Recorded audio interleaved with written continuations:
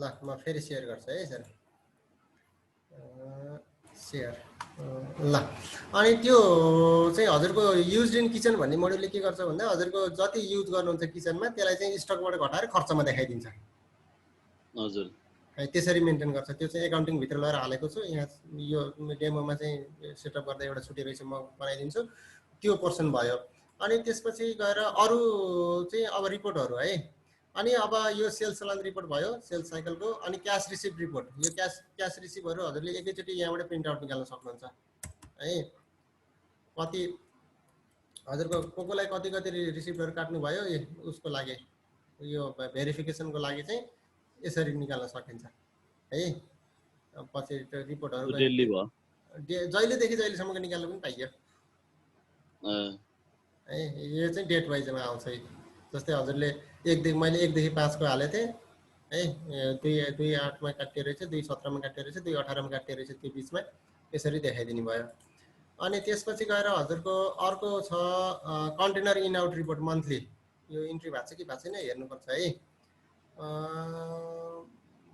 वैशाख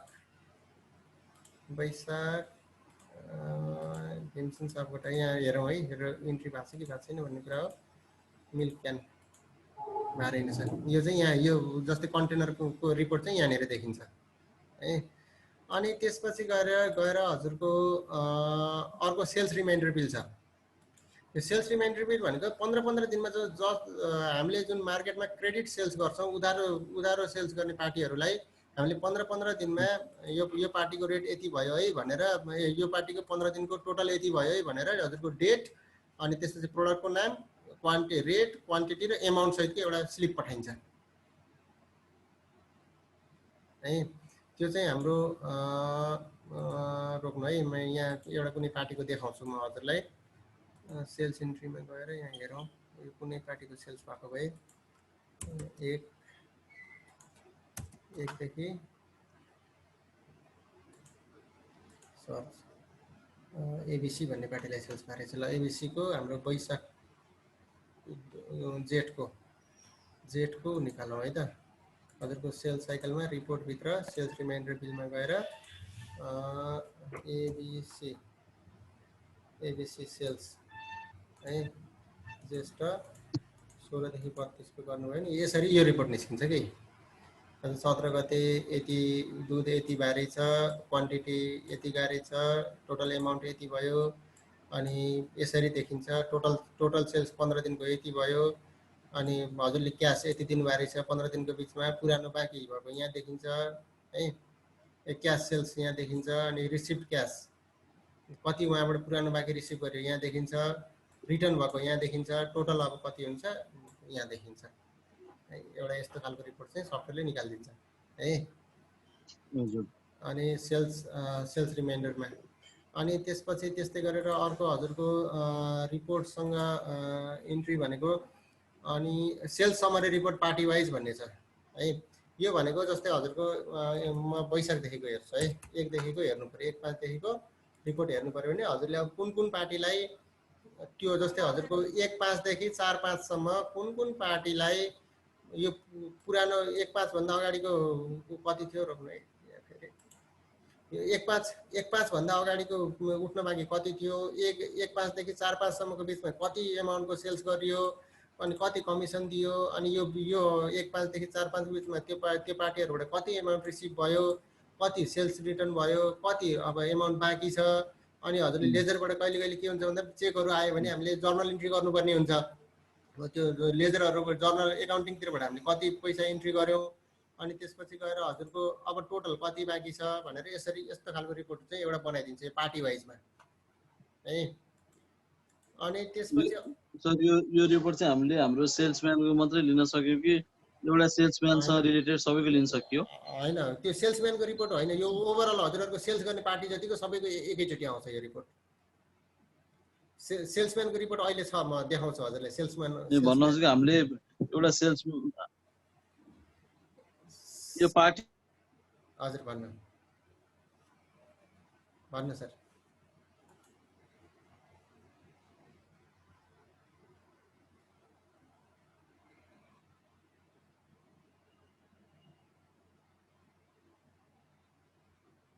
sir Karan sir हराउनु भयो net problem भयो जस्तो हेलो छ नेट प्रब्लम भयो होला जोइन हुनुहुन्छ होला एकछिन जोइन हुनु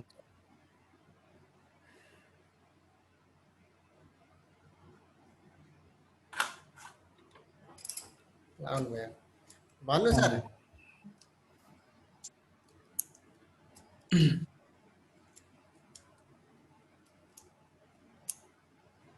सर तर हजुर ल अघि के भन्दै हुनुहुन्थ्यो ए मैले भनेको यो चाहिँ बाहिरिया पार्टीको कि हामी जस्तै हाम्रो एउटा सेल्सम्यान भयो भने सेल्सम्यानसँग 40-50 वटा रुट हुन्छ, हजुर हजुर 40-50 वटा चाहिँ काउन्टर हुन्छ, हजुर हजुर 50 वटा काउन्टर हुन्छ। त्यो काउन्टरको रेकर्ड आएको हो कि यो छुट्टै अरू नै देखाएको हो?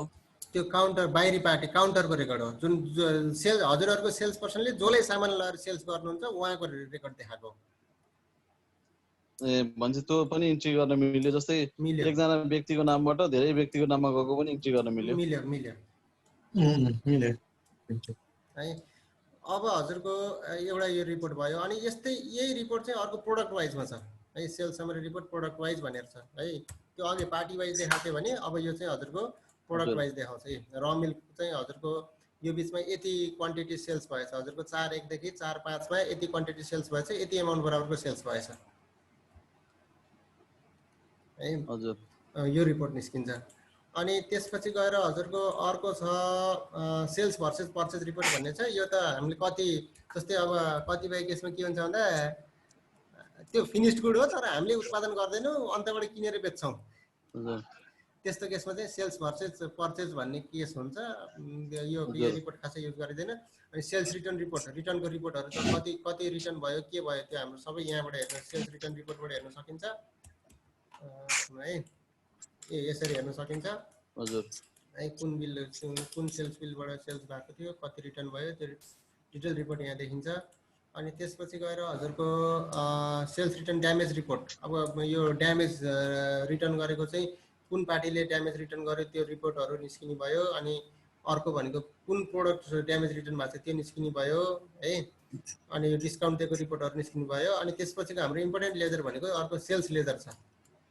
है सेल्स लेजर चाहिँ हजुरको जस्तै अब यत्तिकै सर्च गर्यो भने के देखिन्छ यत्तिकै सर्च गर्यो भने त्यो अघिकै रिपोर्ट देखिन्छ है त्यो कुन प्रोडक्ट कतिको सेल्स भयो भनेर देखाउँछ अनि हजुरले सेल्स पर्सन वाइज हेर्नु पर्यो जस्तै सुरेश भन्ने पर्सनले हजुरको 1 देखि 4-5 सम्म कति सेल्स गरेछ भनेर हेर्नु पर्यो भने यसरी देखिन्छ सुरेश भन्ने सेल्स पर्सनले जम्मा 200 लिटर दुध मात्रै 18,000 को मात्रै सेल्स गरे रहेछ यो बिचमा भन्ने देखियो है अब हजुरलाई सेल्स पर्सन वाइज चाहिएन प्रोडक्ट वाइज हेर्नु पर्यो जस्तै हजुरको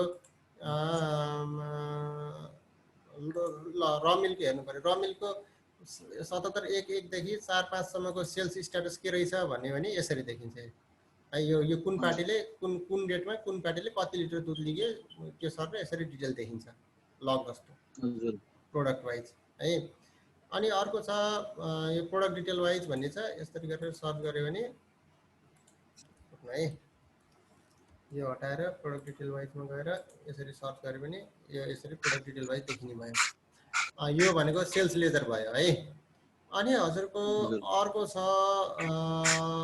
चाहिँ रिपोर्टमा गएर अनि sales person wise sales report छ यो चाहिँ एकदम इम्पोर्टेन्ट हो जस्तै हजुरले भन्नुभएको थियो नि सेल्स पर्सन वाइजको रिपोर्ट कहाँ देखिन्छ भनेर यहाँ देखिन्छ ल जस्तै सपोज एक कहिले देखेको छ रोक्नु है यहाँ हेर्नुपर्छ यो सुरेश भनेको छ कि छैन रहेछ ल 1-2-10 को इन्ट्री रहेछ है अब यहाँ चाहिँ एउटा मात्रै इन्ट्री भएको भएर यसरी देखाएको छ धेरै इन्ट्री भयो धेरै पार्टीले सेल्स गर्यो भने यहाँ सर अब हजुरको 2-10 मा सुरेशले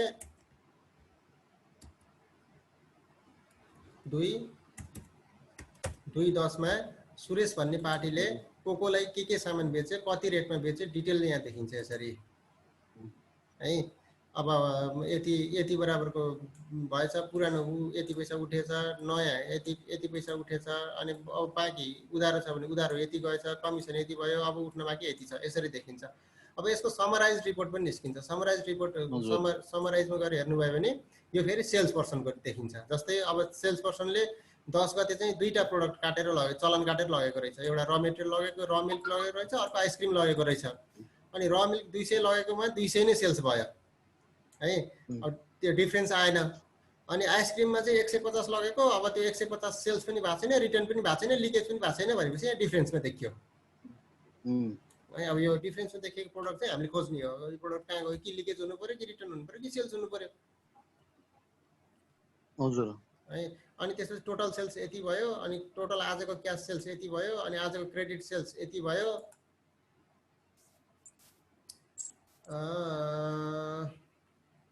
अनि त्यसपछि पुरानो रिसिभ यति भयो। अनि अब टोटल ड्युज चाहिँ यति छ। यो सेल्स पर्सनले मार्केटबाट टोटल पैसा उठाउन यति छ भन्ने कुरा यहाँ देखियो है।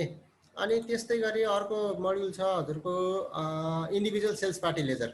यो सेल्स पार्टी लेजर भनेको चाहिँ हजुरको यो एकाउन्टिङतिरको लेजर होइन, यो प्रोडक्ट अनुसारको लेजर हो है। जस्तै हजुरको एबिसी भन्ने हेरौँ है। एबिसी सेल्स पार्टीको प्रोडक्ट वाइज रिपोर्ट हेरौँ।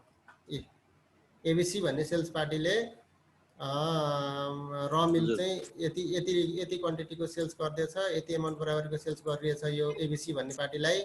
बटर यति सेल्स गरिरहेछ, अनि रिटर्न यति भएछ, रिटर्न एमाउन्ट यति भयो, टोटल सेल्स क्वान्टिटी यति भयो, अब टोटल सेल्स एमाउन्ट चाहिँ यति भयो है। यसरी आउँछ यो स्टक सिस्टम घटाएर, रिटर्न सिटर्न घटाएर। अनि इन्टरमिडिएट रिपोर्ट भन्ने छ। इन्टरमिडिएट रिपोर्टमा हजुरको यसरी डिटेल देखिन्छ है। यो डेट वाइज देखिने भयो यसरी सर र है। कसले सेल्स गर्यो भनेर सेल्स पर्सन पनि देखिने भयो। अनि त्यस्तै गरी हजुरको डिटेल रिपोर्ट छ। डिटेल रिपोर्टमा चाहिँ हजुरको यस्तो सर्लक्क सबै चिज देखिन्छ। बिल नम्बर, कुन बिलबाट सेल्स गर्यो, कति एमाउन्ट थियो, त्यसपछि पुरानो रिसिभ कति भयो, क्यास हो कि रिटर्न कति थियो, ब्यालेन्स कति बाँकी रह्यो, कसले सेल्स गर्यो, कसले पैसा कलेक्ट गर्यो, कसले पैसा सिस्टममा रिसिभ गर्यो, सबै देखिन्छ है। अनि त्यसपछि गएर हजुरको अर्को रिपोर्ट छ सेल्स ओभरभ्यू रिपोर्ट। यो चाहिँ हाम्रो बोर्डलाई दिने रिपोर्ट हो। जस्तै हजुरको यो कस्तो खालको रिपोर्ट बन्छ भन्दा, जस्तै 1-5 देखि हेर्नुभयो भने यो कसलाई कति सेल्स भएसँग मतलब हुँदैन, टोटल सेल्स कति भयो। जस्तै 2-2 मा टोटल सेल्स कति भयो, अनि त्यो दिन क्रेडिट सेल्स कति भयो, पुरानो कति उठ्यो, कति क्यास सेल्स भयो। अब त्यो दिन चाहिँ टोटल मार्केटबाट उठ्नु पैसा कति बाँकी छ, त्यो रिपोर्ट चाहिँ यसरी निस्किन्छ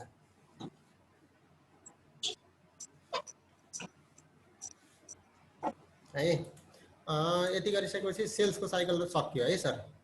अब म हजुरलाई पर्चेससँग रिलेटेड रिपोर्टहरू देखाउँछु। पर्चेससँग रिलेटेड रिपोर्ट पनि अब हजुरको milk purchase summary report party wise, त्यो जुन अघिको हाम्रो सेल्स रिपोर्ट जस्तै हो। यसरी देखिन्छ कुन पार्टीबाट कति के किनियो भनेर देखिन्छ। अनि त्यस्तै गरेर हजुरको अर्को भनेको अदर पर्चेस पार्टी लेजर भनेको त्यो अघिको सेल्स लेजर जस्तै हो है। अदर पर्चेस पार्टीमा अब यहाँबाट कुन हो पर्चेस पार्टी भनेर थाहा पाइँदैन। यसरी देखिन्छ अब कुन प्रोडक्ट कति क्वान्टिटी किनियो भनेर देखिन्छ। यहाँ अहिले इन्ट्री नभएको भएर देखिएन। अनि त्यसपछि गएर पर्चेस लेजर भन्ने छ हो।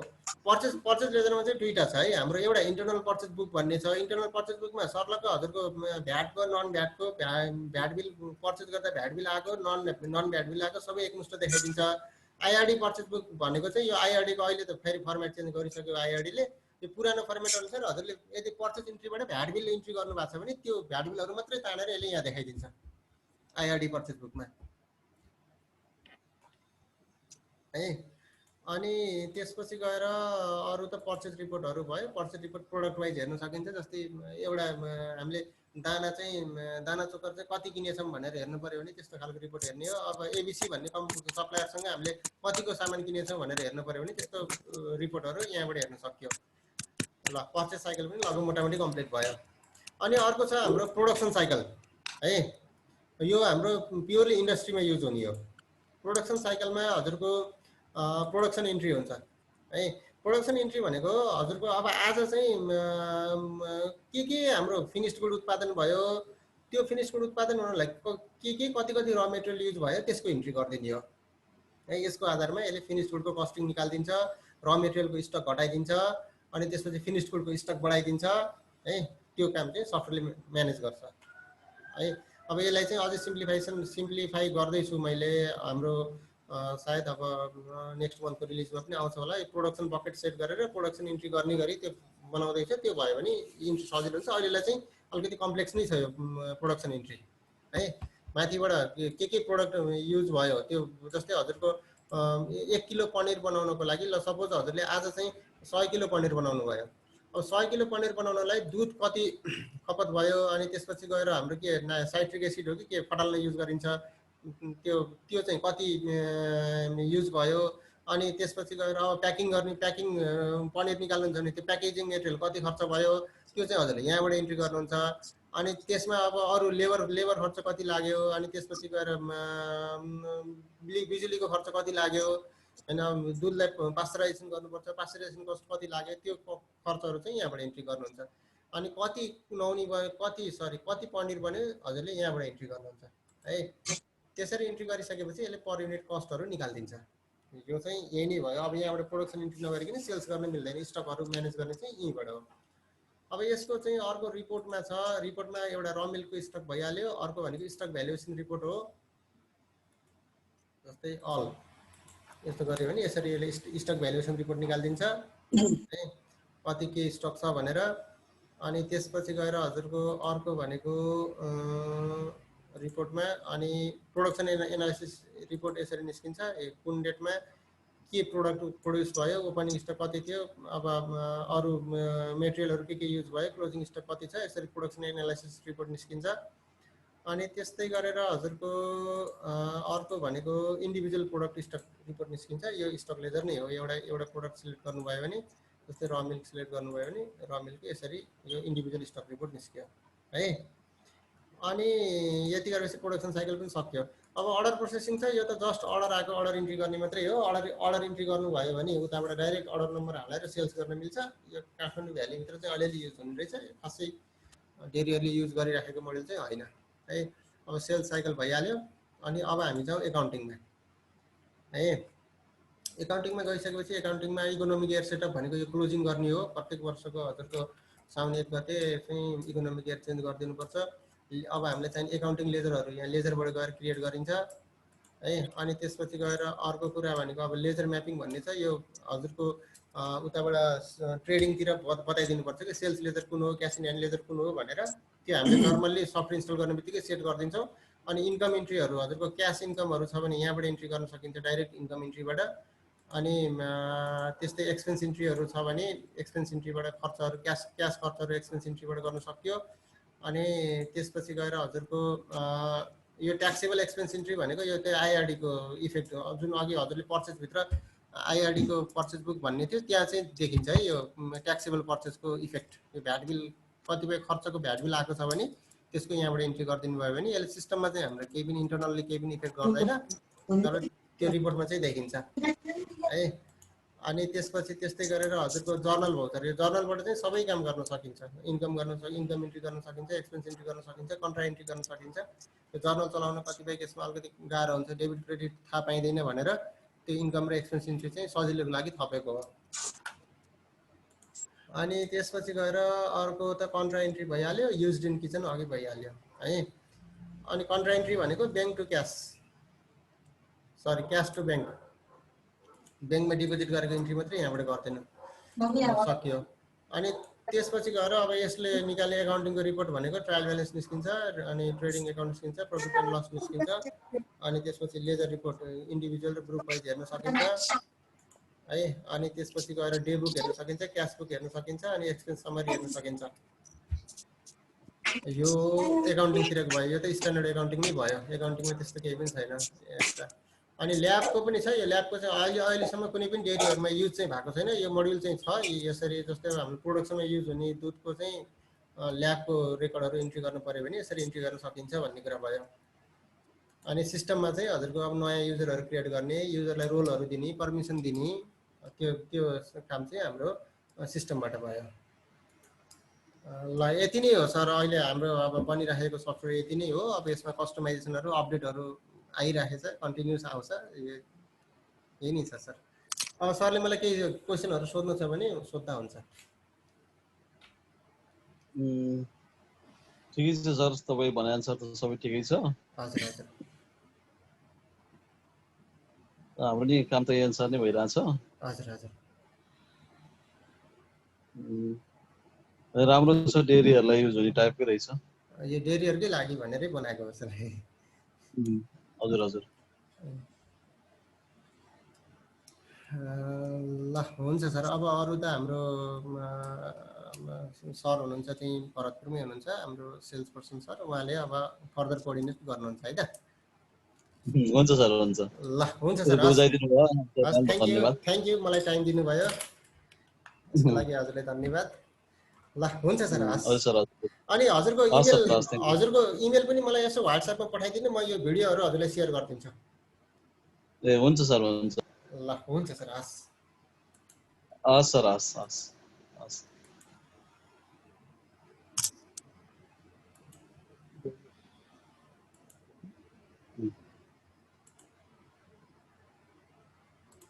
सर जाँदा यो लिभ गर्दा हुन्छ होइन?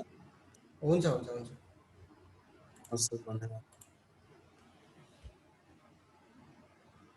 हस् सर, थ्याङ्क यू सर। एकछिन है, हस् हस्।